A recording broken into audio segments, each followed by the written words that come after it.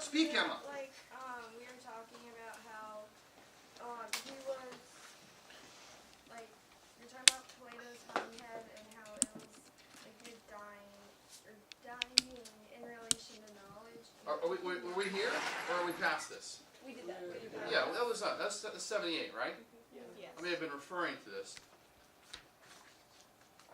Have we been talking about 93 and 94? Yeah.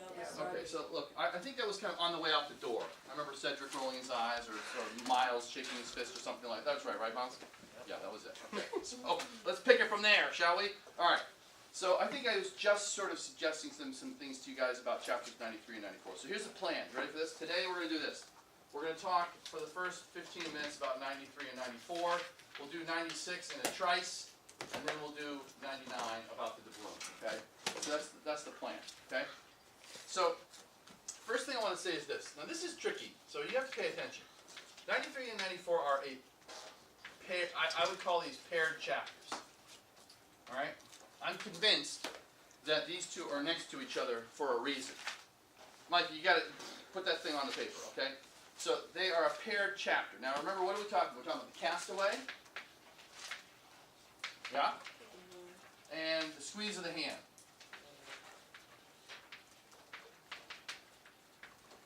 All right. Now, my thoughts on this are the following. So I want you to pick this up. And again, I want you to think about this in the way that you might do your own presentations. Think about thematic things that we've been emphasizing. And one of the things I've been emphasizing is this idea of a thematic dichotomy. Does that sound familiar to you guys or not? Yes. And if you remember, that gets introduced in the lee shore, in chapter 23. And this is where, if you remember, Ishmael opposes the land and the sea, right?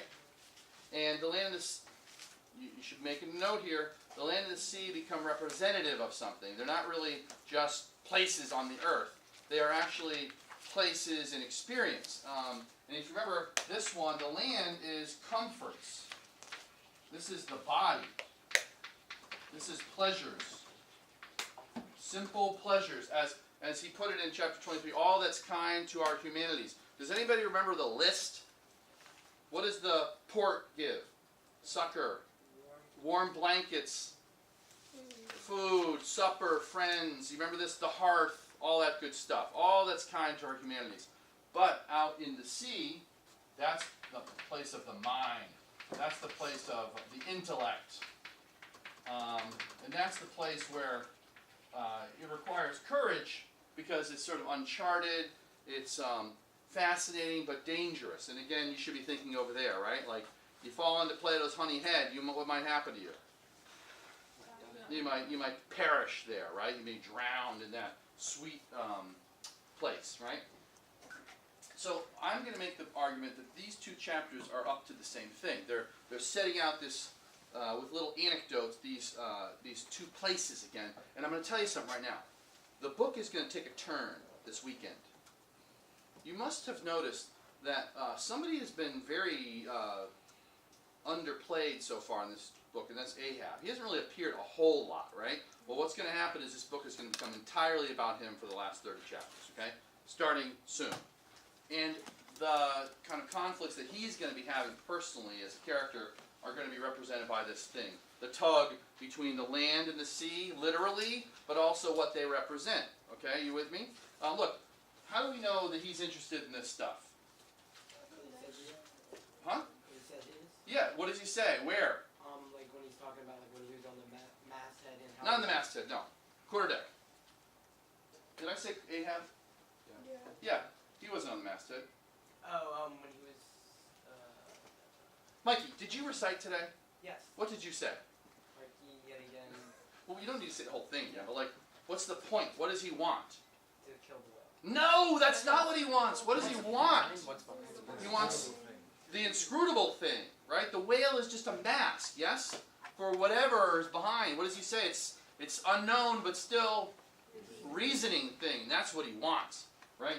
He's in pursuit, yes? When he's talking to the whale in chapter 70, the Sphinx, what's he say? Tell me the secret thing that is in thee. Remember this? He says, you know these amazing things, and I want to know them. Right? Yes? So we know that Ahab's up to this already. This is his desire, right? So he's certainly kind of in this camp right now. But I want you to think about these two chapters. So at 93, I'm going to put over here the castaway, because it starts out as a sort of just a literal incident. What happens? Pip jumps overboard because he's scared. Remember this? Yeah. And if you remember, what did Stubbs say? You do that again, They're gonna leave them. I'm going to leave you. And he does, right? Yeah. And poor little Pip is in the mid-ocean all alone. And Ishmael claims he had a strange experience, right? That Yeah. made him go crazy. You remember this? Yeah. And if you remember, what he says is, he says he was drawn down, or his soul was, down to the depths of the ocean. Yes? You remember this? And the things he sees are startling and strange and mind-blowing. Who else would get their mind blown? We just heard this a few chapters ago. Abraham, if what? If he knew. If he knew what the whale knew, and where did the whale find these things? At the bottom of things, at the earth's foundations, beneath the sea, right? Well, who just went there? Pip. So look, you know, it says he saw the miser merman, wisdom. He saw God's foot on the treadle of the loom. You guys all know what a treadle is? Did we do this yesterday or not? Say yes or no. No. Okay, look, treadle. I guarantee you've seen this. You guys ever seen old-fashioned sewing machines that are foot-powered? Oh, Ever seen those? You know what I'm talking about? yeah. Yes, like you pedal. It's that thing that the little thing you push is called a treadle. Okay. Well, the loom, right? The loom, the big loom. What's this loom all about? What would it be about if God was doing the weaving? Yeah, fate, time, and Pip sees it in operation. He sees God's foot. What does it mean if God's foot is on the treadle of the loom? What's he doing?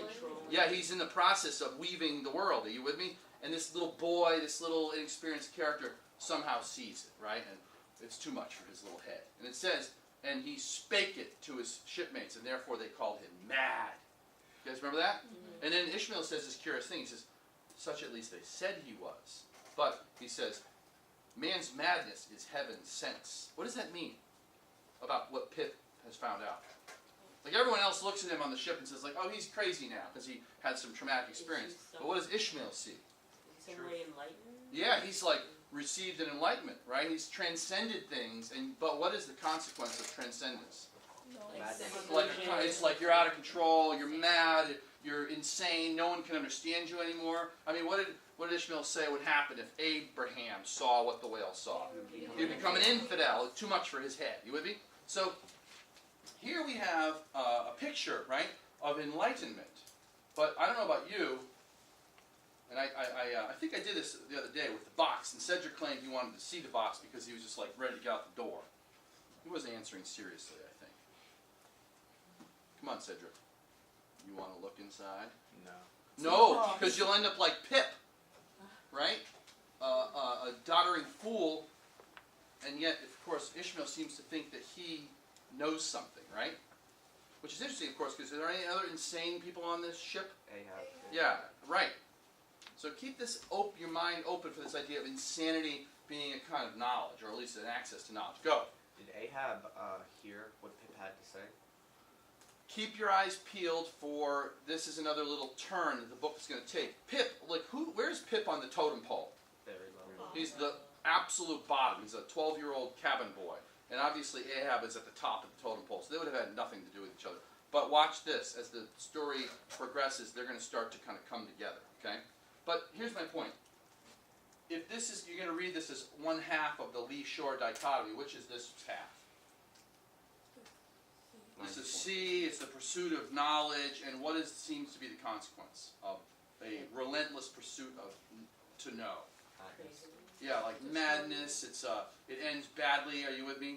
It can be dangerous. And again, you should be thinking, oh yes, look, the Sphinx. There it is. Cisterns and buckets. There it is. Now, on the other hand, we have this one. This is 94, and this is a curious chapter. Again, it starts very literally, right? What do we have? Everybody standing around buckets or sitting around buckets? Yes? Or not buckets, big tubs. And what's in the tub? Spermaceti. I don't understand this, and I don't think we're, unfortunately, well, maybe fortunate. We'll never have a chance to do this, I guess, together. I kind of like means some whale would have to die. That would be sad, right? But apparently, this spermaceti has something happen to it when it's exposed to the air, right? It like Yeah, crystallizes, and they have to like squeeze it into its liquid. I don't really get it, but it doesn't matter. You get the idea, right? That's what they're doing. They have to do this job, yes? Yeah. And what's the experience like? It's weird. Seems close. Well, no, to Ishmael. What is he? It's like exquisite, right? It's a deep kind of pleasure, right? It smells delicious. The stuff feels wonderful. How does it make you feel about your fellow being? Yeah, you're just full of warmth and looking. You look affectionately into each other's eyes, and instead of squeezing spermaceti, what do you end up squeezing? Their hands, like accidentally, right? As if to say, like, why should we cherish any more social acerbities, right? And if you, then Ishmael says this interesting thing, and if you're a good reader, you'll notice it. Everybody turn to page, to the end of 90, that section, 94. Listen to what he says. This is like gift wrap for you eagle-eyed people. You ready for this? Okay, so, he says the following. Okay, everybody turn to page 373. This is a really important little passage.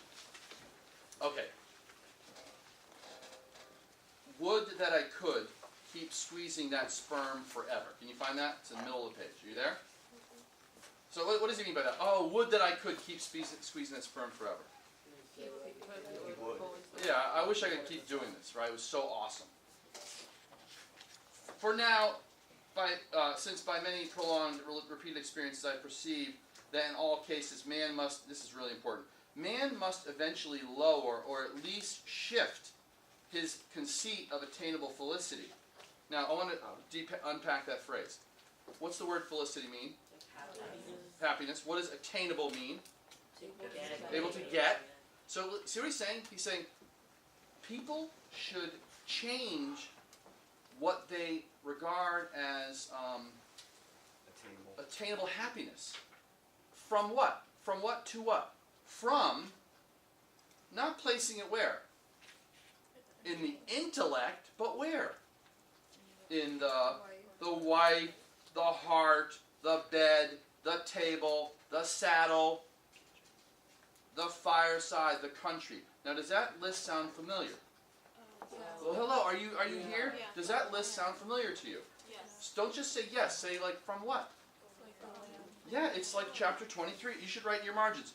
CF chapter 23. Here it is again. The same exact list, right? Now, by the way, I want you to think about this for a minute. In chapter 23, how is Ishmael regarding all of the pleasures of the body? Huh? You need to speak up. They're not good for like people because you're not like reaching for knowledge. You're just kind of staying where you're comfortable. Yeah, I think he sees it as like lowly, right? As inferior. Are you here? The pleasures of the body are the inferior pursuits. Okay, so you need to make a note of this. It's like one of the big ideas of the novel, right?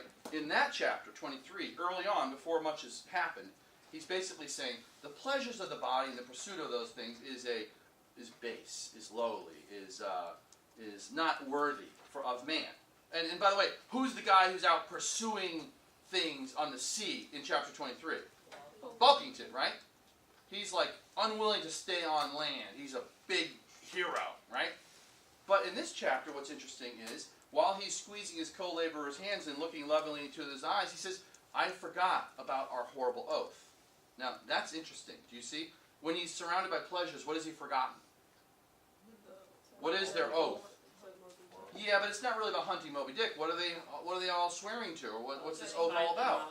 It's find the thing behind the mask. He says, you know what? When I was immersed in the pleasures of the body, I forgot, and I decided that what you need to do is lower your goal here, not placing it in the mind at all, but where? In the body, right? In the pleasures of the bed, and the wife, and the supper, and the saddle, and all the things that are kind to our humanities, right? So listen, this is what I hope you know, if I ever ask you this in like a week or so, and we may have some reason to recall these things, I hope you can set out this dichotomy, that the book is dividing the world into two, and man into two distinct places, right? The sea and the land, and the sea represents the mind and the pursuits of the mind, yes?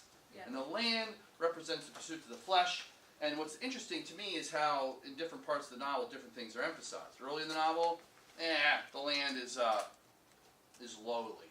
Later in the novel, once maybe some things have happened, we're starting to see the dangers of the sea, then the land looks awfully appealing. And again, the land is not the land. The land is the physical part of us. Capiche?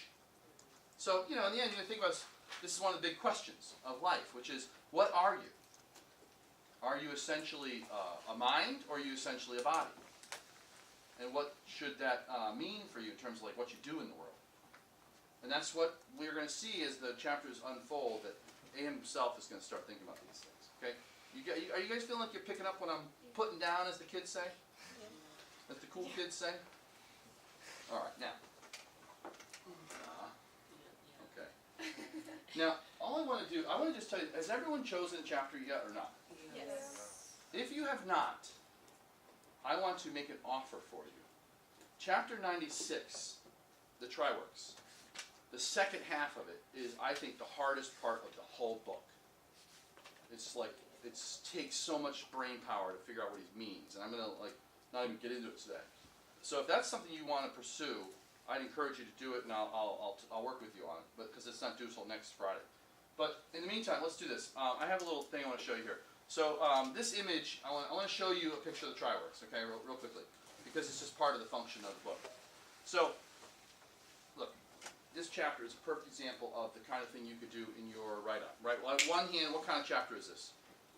It's just technical. It's like, I don't know about you, but I thought to myself, what are they going to do with all this blubber, right? You can't just carry blubber around. I mean, it's flesh essentially. It's what's it going to do after a few months? It's sea. It's going to rot, and the whole place is going to be disgusting, right? Like a charnel house, as they used to say. So, how do we do this? Well, they melt it down. How do they do that? That seems like an extraordinary thing. You got tons of this stuff. It's incredible. How do you do it? Well, here's how they do it. So this is actually a whale ship. This is interesting. You could go on this whale ship if you go to Connecticut. This is the last whale ship in the world that was around in the 19th century. It's called the Charles Morgan. It's in Mystic Seaport in Mystic, Connecticut. I've been there a couple times. And these things right here are what the boats would be hanging from. Okay, you with me? They're not on there right now. But let me show you some pictures now of the Tryworks. Okay, so that's in the middle of that ship's deck. There would be the following. There would be something that looked like this. All right? There would be a big brick oven-looking thing, okay? And are you seeing this, friend? All right. And these are openings, okay, where they would throw in the wood in the beginning, start a fire in there, and these two things are metal plates that they could slide over them to prevent, sparks from coming out. So far, so good? And this thing is just brick on top of the deck. And actually, I don't know if you remember this, he said there'd be a channel of water, I don't think there was one on this one, around it to keep it cool, and you know what I mean, you don't want to start fires. And then, these two guys right here, way up top, you see these up here? Hello? Yeah. Those are like the chimneys, okay? So bring the smoke up at least over your head a little bit. Now, next image. On top of this, there are two giant, what would you call them? Pots, right? Those are the tripods. Okay, extra credit question, Miles. What does Ishmael like to do sometimes? He likes to sleep in them, right? He likes to take naps in them.